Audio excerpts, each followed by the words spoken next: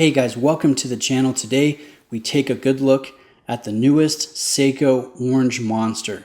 And this one has a beautiful sunray effect to the dial, which I think looks really sharp. It's a little bit more subtle, I believe, than previous generations of the Orange Monster.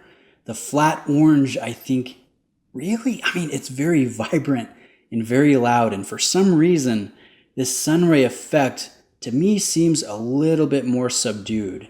And it's fun to get the light play when you get it in the right, the right angle, and you get the sun reflecting off of it. It's a very, very cool looking watch. Now let me put some dimensions here on the side of the screen so you guys can see just the dimensions of the classic Seiko Monster. Nothing has changed from previous generations. Even if we look at the dial, you can see the same applied markers, the same cyclops. Really the only thing that's different is that base dial, which I do think looks really good. And under the macro lens, you really see the details. We have crisp black printing, and if you look at the Seiko logo, you'll see the newer stylized font, which I really enjoy seeing. Now, the handset here, the Monster hands, have really deep gunmetal effect. They're still polished, so they get a lot of reflections. I think they look good.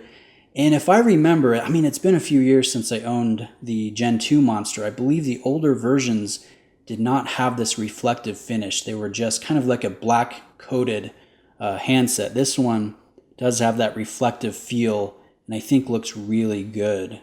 If you notice the grain of the sunray, there's some clear, linear, sharp lines. I think they look really good, especially down there where it says Japan. And overall, I think it's a beautiful piece. I'm really glad that Seiko decided to continue with their iconic orange color, but not just keep it the same as previous versions. Kind of dress it up and set it apart a little bit with the sunray effect.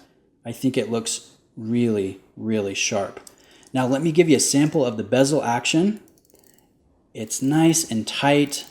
I love the deep scallops here that translate into the case. That's just such a cool feature of the Monster. The bezel has a nice slope down to the crystal. It's circular brushed, fully indexed. And as you guys can see, everything lines up perfectly. There's no quality control issues at play here, which is great to see. So in the end, I think this is just a really good release from Seiko. I'm glad to see the orange make its appearance again. I think it looks beautiful. Let me show it to you against a couple other watches. Here's the new Frost Monster with the textured dial.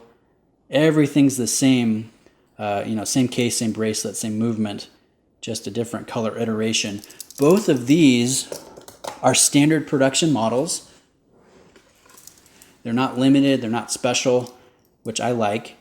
And then here it is next to the Sumo, the Blue Coral Sumo, which is one of my personal favorite Seikos.